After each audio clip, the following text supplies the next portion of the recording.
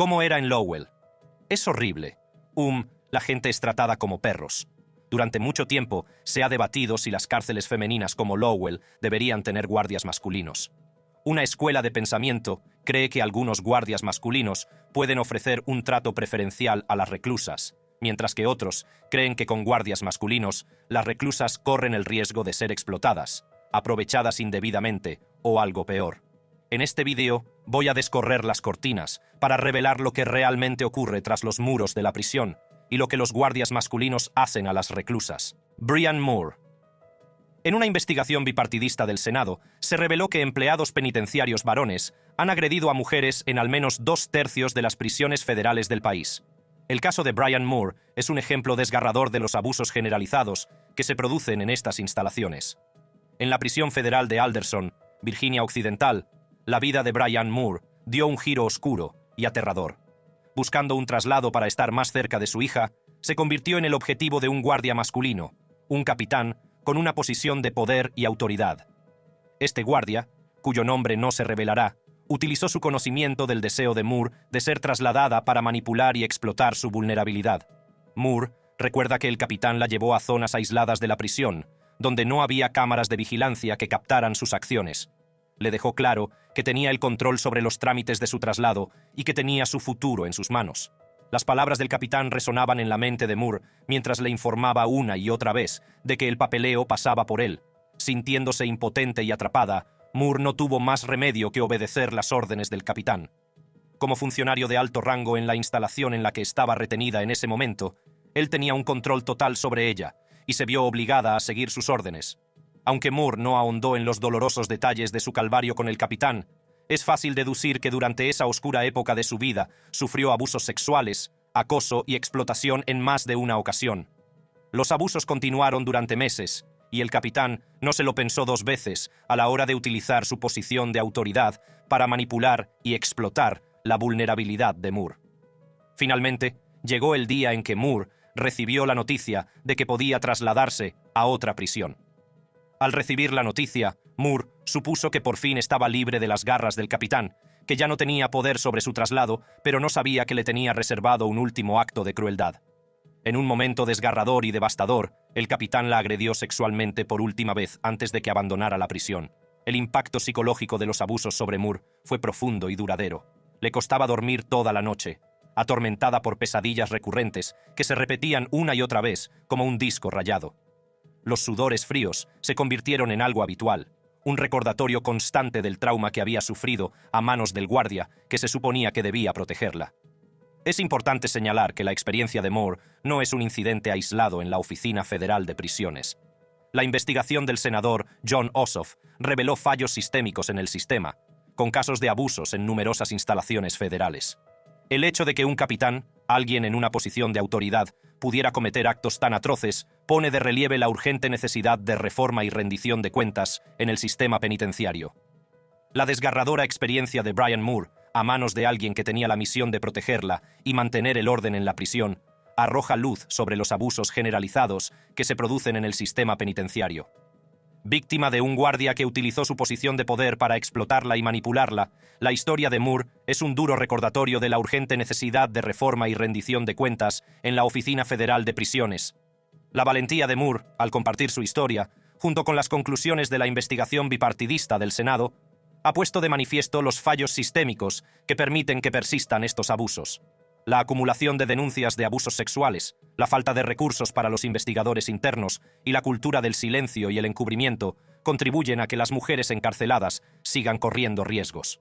Es crucial que se tomen medidas para abordar estos problemas, como contratar a más mujeres en puestos de autoridad, realizar auditorías independientes de las condiciones de las prisiones y garantizar que los depredadores del sistema sean identificados y rindan cuentas. Solo con estas medidas podemos esperar crear un sistema penitenciario más seguro y justo para todos. Linda de la Rosa. Cuando salió a la luz la verdad sobre cómo un guardia masculino trató a Linda de la Rosa, se convirtió en un escándalo que sacudió el Centro Médico Federal de Lexington, Kentucky. Para comprender realmente los terribles acontecimientos que se produjeron, es importante ahondar primero en las circunstancias que condujeron al encuentro de la Rosa con el guardia. Corrían los primeros años de la década de los 90 cuando Linda se encontró cumpliendo condena en esta prisión de mínima seguridad. Linda, una joven que soñaba con dar un giro a su vida, había sido condenada por un delito no violento. Entró en la prisión con un rayo de esperanza, creyendo que su tiempo entre rejas sería una oportunidad para redimirse y crecer. Pero no se imaginaba los horrores que le esperaban entre esos muros. Al guardia en cuestión, cuyo nombre no mencionaré, se le había confiado la responsabilidad de mantener el orden y garantizar la seguridad de los reclusos. Sin embargo, tras su fachada autoritaria, se escondía un secreto oscuro y siniestro. Todo empezó de forma bastante inocente, con el guardia mostrando un comportamiento aparentemente amistoso hacia Linda. Entablaba conversaciones informales con ella y se mostraba comprensivo con sus problemas. Linda, desesperada por cualquier forma de conexión humana, aceptaba de buen grado estas interacciones, sin ser consciente de los motivos ocultos del guardia. Con el tiempo, el comportamiento del guardia fue en aumento. Hacía comentarios inapropiados, gestos lascivos e invadía el espacio personal de Linda.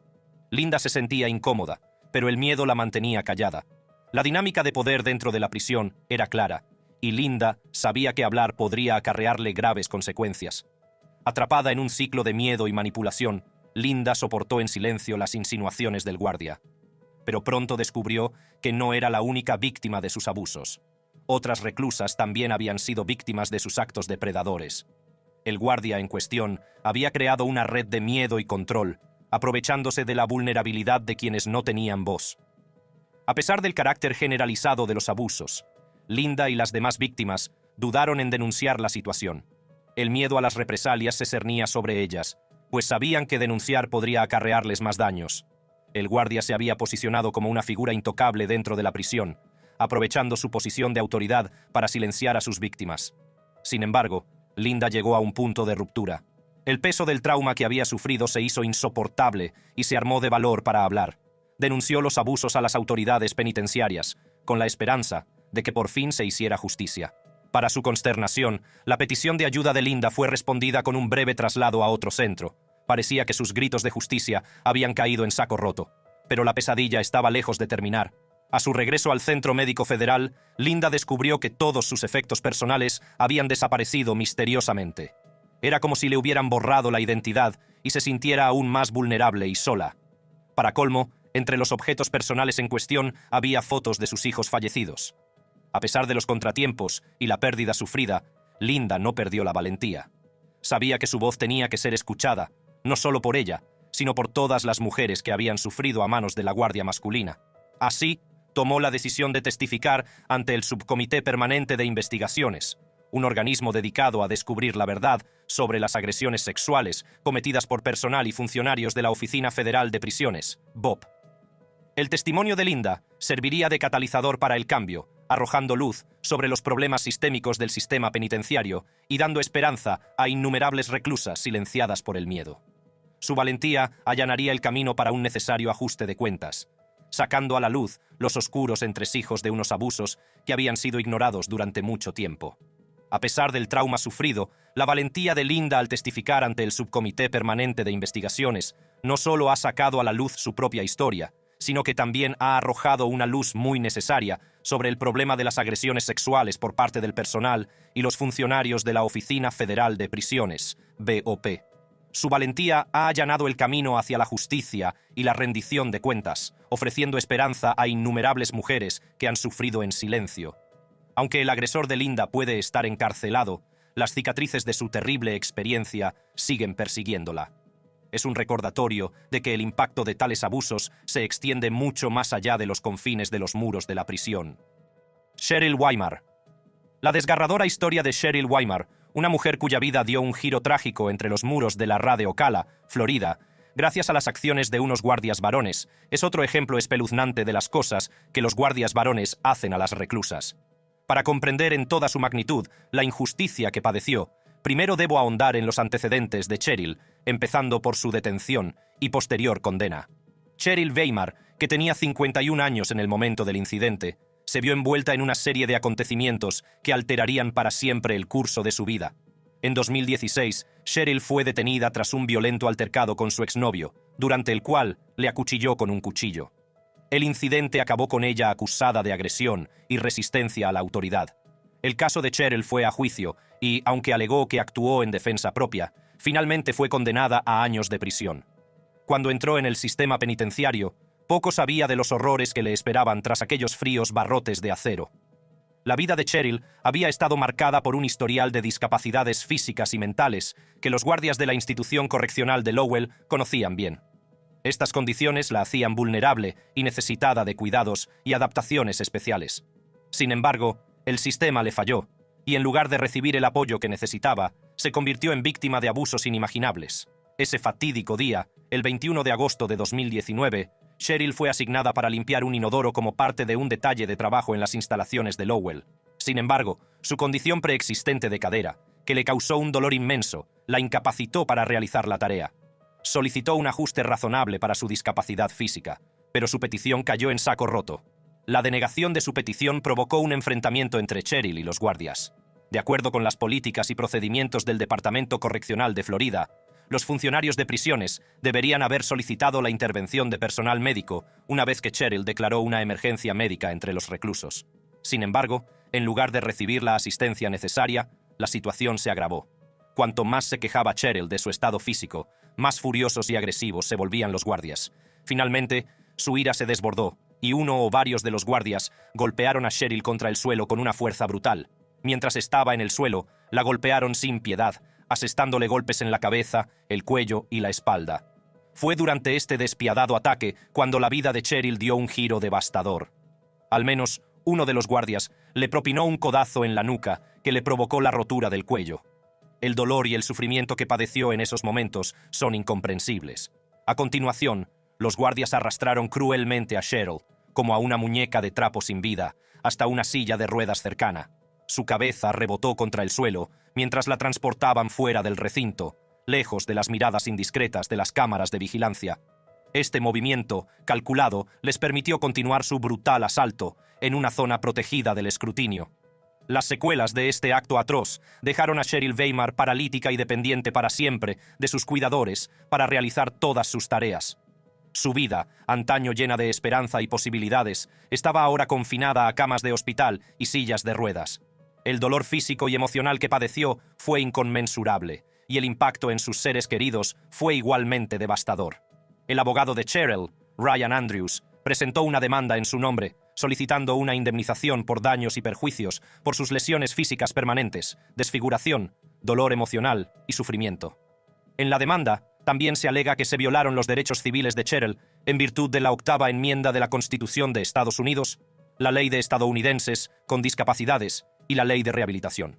Poco después del incidente, el Departamento Correccional de Florida reasignó a los guardias acusados de llevar a cabo el ataque a puestos en los que no tienen contacto con los reclusos, a la espera del resultado de la investigación. El departamento también expresó su preocupación por el incidente y ha prometido examinar a fondo todos los detalles y tomar las medidas oportunas. Sin embargo, tras una investigación de casi 3 años, los fiscales han anunciado que los agentes implicados no serán acusados.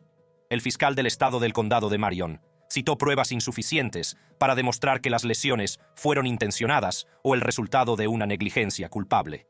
El caso se cerró y Cheryl recibió una indemnización de más de $4 millones. El desenlace del caso de Cheryl provocó indignación en todo el país porque muchos creen que ninguna cantidad de dinero puede compensar lo que ella sufrió. Por ello, creen que los guardias responsables no deben quedar impunes. LaTasha Brown. En los oscuros e implacables pasillos de la cárcel del condado, comenzó el viaje de LaTasha Brown a través del sistema de justicia penal. Poco podía imaginar que el tiempo que pasaría entre rejas, destinado a darle una oportunidad para reformarse, estaría marcado por indecibles actos de abuso sexual. La pesadilla de LaTasha comenzó cuando se enteró de los atroces abusos que algunas reclusas sufrían a manos de los malvados guardias de la prisión. Con el tiempo, sus peores temores se hicieron realidad cuando un día, mientras se duchaba, descubrió a un funcionario observándola en su estado de desnudez. Al guardia no parecía importarle que estuviera invadiendo su intimidad y violando su sensación de seguridad. Por desgracia para LaTasha, lo peor estaba por llegar. Un día, esposada y con grilletes, LaTasha estaba siendo escoltada al patio cuando ese mismo funcionario, alimentado por un repugnante abuso de poder, la agredió sexualmente. En otra ocasión, un funcionario de prisiones acosó a LaTasha apuntándola con una linterna hasta que cedió a sus enfermizas exigencias y mostró sus genitales. El trauma de estas experiencias la dejó cuestionándose a sí misma, preguntándose por qué no había hablado. Pero ¿a quién podía contárselo? En los confines de una celda, el silencio parecía la única opción. Agobiada por la culpa y la vergüenza, Latasha racionalizó que su cuerpo y su trabajo eran mercancías intercambiables, una consecuencia de infringir la ley. Así que guardó silencio, enterrando sus sentimientos en lo más profundo de su ser. Pero los sentimientos enterrados no mueren, y las intenciones siempre encuentran la forma de salir a la superficie. A medida que sus circunstancias personales se deterioraban, Latasha supo que no podía seguir sufriendo en silencio. Confió a una amiga de confianza la violencia sexual que había sufrido y, para su sorpresa, su amiga insistió en que denunciara. Fue una decisión que cambiaría su vida para siempre. Contar su historia no fue una decisión fácil. Como reclusa con una larga condena, Latasha sabía que su seguridad se vería constantemente amenazada por su encarcelamiento. El miedo a las represalias se cernía sobre ella, pero tomó una decisión con la que podía vivir. Para ella, el silencio sería complicidad. Y así, con determinación y valentía, Latasha subió al estrado, amplificando las voces de todas las mujeres que han sufrido violencia machista en centros penitenciarios. Compartió sus desgarradoras experiencias, el dolor y el trauma que había arrastrado durante más de 20 años. Su testimonio fue un poderoso llamamiento a la justicia y al reconocimiento de la importancia de la personalidad de las sobrevivientes.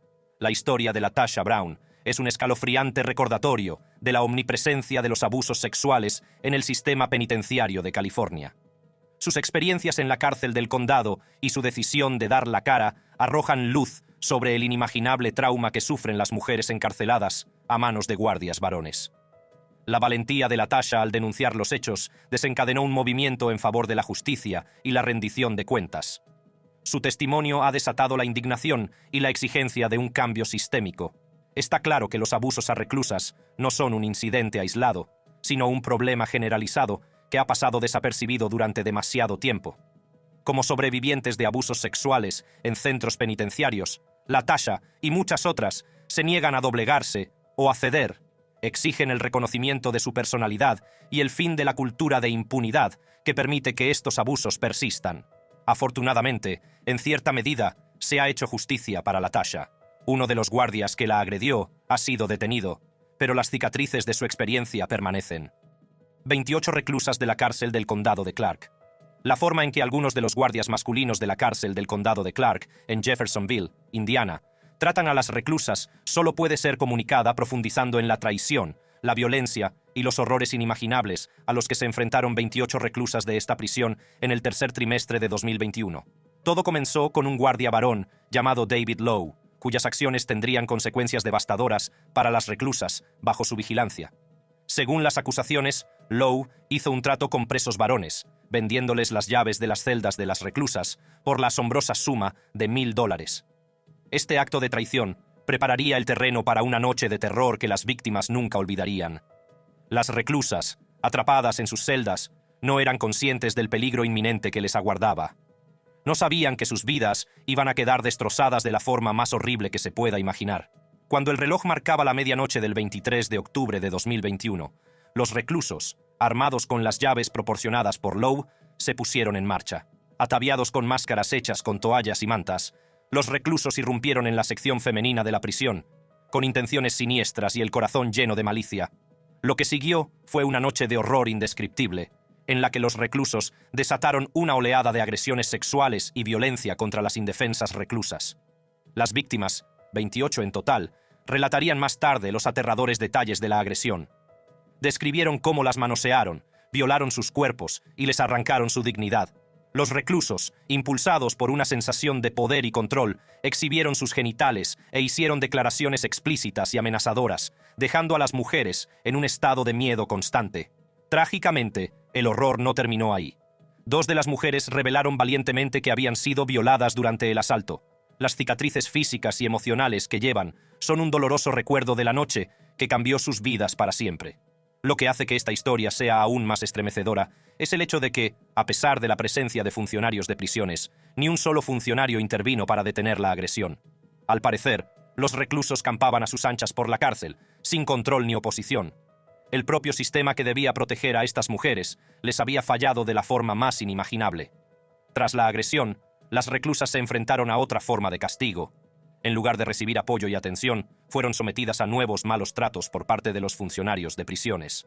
Les dejaron la luz encendida durante 72 horas seguidas, les confiscaron sus objetos personales y las encerraron. Estas acciones, calificadas de castigo psicológico, no hicieron sino agravar el trauma y silenciar aún más a las víctimas. En busca de justicia y responsabilidad, las víctimas presentaron demandas contra David Lowe, el guardia que presuntamente vendió las llaves, y contra el sheriff del condado de Clark, Jamie Noel, acusado de negligencia por no impedir el ataque. El abogado de las mujeres, Steve Wagner, expresó su indignación ante la situación, haciendo hincapié en que la principal obligación de un sheriff es garantizar la seguridad de los reclusos. En un sorprendente giro de los acontecimientos, David Lowe confesó inicialmente haber vendido las llaves, pero posteriormente se retractó de su confesión, alegando que fue coaccionado y agredido para que hiciera una declaración falsa. Esta declaración contradictoria plantea interrogantes sobre el grado de implicación de Lowe y añade otra capa de complejidad a un caso ya de por sí inquietante. Este escandaloso incidente arroja luz sobre los fallos sistémicos de la cárcel del condado de Clark. Expone una historia de controversia, abuso sexual y mala conducta que ha plagado las instalaciones durante años. El turbulento pasado de la cárcel, incluidos los casos de negligencia y uso excesivo de la fuerza revelados en el reality 60 Days In, suscita serias preocupaciones sobre la necesidad de una reforma integral del sistema penitenciario. A medida que avanzan las demandas, es crucial que las víctimas reciban la justicia que merecen y que los responsables de su sufrimiento rindan cuentas. El resultado de este caso no solo repercutirá en las vidas de las víctimas, sino que también servirá de llamada de atención sobre la urgente necesidad de un cambio en el sistema penitenciario. Carolyn Richardson. Carolyn Richardson es otra reclusa cuya vida dio un giro trágico cuando fue detenida y encarcelada. Fue condenada a cumplir condena en el Metropolitan Correctional Center, MCC, de Brooklyn, Nueva York. Su historia es una historia de injusticia, negligencia y las devastadoras consecuencias que pueden surgir cuando se niega la atención médica adecuada a quienes la necesitan. Todo comenzó en 2015, cuando Carolyn Richardson, una mujer vibrante e independiente, decidió someterse a un procedimiento para arreglar implantes cosméticos de iris en ambos ojos. Poco podía imaginar que este procedimiento aparentemente inofensivo la llevaría por un camino de sufrimiento inimaginable. Al año siguiente, la vida de Richardson dio un giro drástico cuando fue detenida y recluida en el MCC, un centro de la Oficina Federal de Prisiones, BOP. A su llegada al MCC, la salud de Richardson empeoró. Poco antes de su detención, se le había diagnosticado una infección de conjuntivitis en el ojo izquierdo, que se hizo constar en los formularios de ingreso. Se programó una consulta de optometría para tratar el empeoramiento de su estado. Por desgracia para Richardson, la consulta no sirvió de mucho para aliviar su sufrimiento, y se hizo evidente que necesitaba ayuda profesional y un tratamiento rápido. A medida que pasaba el tiempo, sin que Carolyn se sometiera a las revisiones y tratamientos de seguimiento necesarios, sus complicaciones visuales se agravaron aún más y necesitó atención médica urgente. Sin embargo, sus súplicas de ayuda cayeron en saco roto y se le negó la atención inmediata que necesitaba desesperadamente. De hecho, algunas fuentes afirman que, en lugar de ayudarla, el personal médico del MCC se burló de su estado y la acusó de ser la responsable de su situación. El estado de Carolyn empeoró rápidamente y se vio obligada a someterse a 7 operaciones oculares fuera del centro penitenciario. Estas operaciones fueron necesarias para tratar las complicaciones derivadas de la falta de atención médica inmediata. Los efectos en el bienestar físico y mental de Carolyn fueron inconmensurables. Durante esta época vulnerable, el camino de Carolyn se cruzó con el del funcionario de prisiones Colin Akparanta, encargado de asistirla.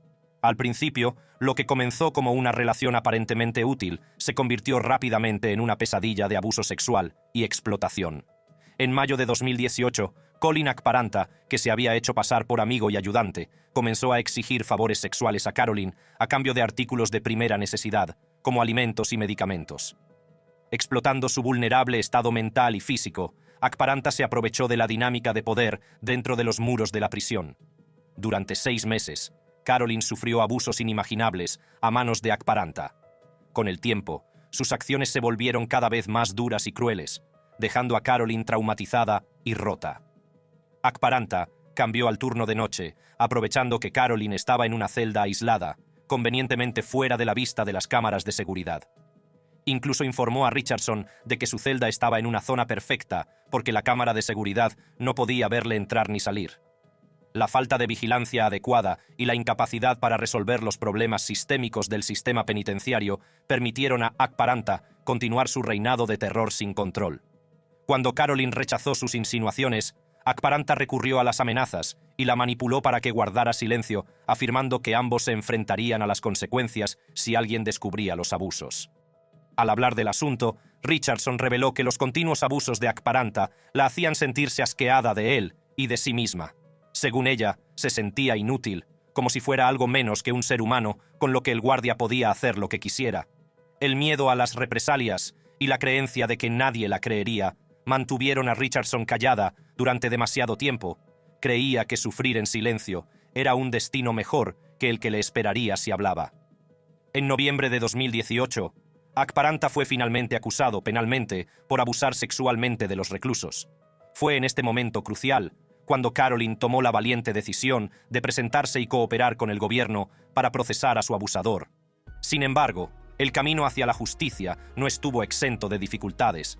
Caroline se enfrentó a un miedo y una incertidumbre inmensos, ya que seguía bajo la custodia de los colegas y compañeros de Akparanta mientras estaba encarcelada en el MSC.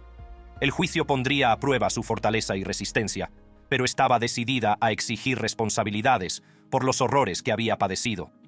El abogado de Caroline, Jae-hyun Oh, presentó una demanda federal en su nombre, invocando la doctrina Vivens y la Ley Federal de Reclamaciones por Agravios. En la demanda, no solo se nombraba a Colin Akparanta, el funcionario de prisiones que había abusado sexualmente de Caroline, sino también al gobierno federal de Estados Unidos y a sus diversos funcionarios que habían hecho la vista gorda ante los abusos. La demanda presentada por Caroline y su abogado fue una acción legal innovadora que pretendía sacar a la luz los problemas sistémicos del sistema penitenciario y buscar justicia para las supervivientes de abusos sexuales. En el caso, se alegaba que la falta de supervisión adecuada, el hecho de que no se atendieran las denuncias de mala conducta y la inadecuada atención médica prestada a Caroline fueron factores que contribuyeron a los abusos que sufrió. La demanda pretendía provocar un cambio significativo y evitar que se produjeran incidentes similares en el futuro. Finalmente, tras un largo y arduo proceso judicial, el caso de Caroline se resolvió por millones de dólares. Este acuerdo supuso el mayor acuerdo público obtenido contra Estados Unidos por abusos sexuales cometidos por un funcionario contra un recluso. Cada día que pasa, las agresiones sexuales y otras formas de violencia a las que se ven sometidas las reclusas, a manos de algunos inhumanos guardias penitenciarios varones, siguen siendo motivo de preocupación en todo el país. Y aunque el gobierno ha mostrado cierto grado de compromiso en la lucha por la justicia para las reclusas que han sido víctimas y en la protección de las que no lo han sido, cabe decir que aún queda mucho por hacer. Echa un vistazo al siguiente vídeo para saber más sobre lo que ocurre tras los muros de las cárceles.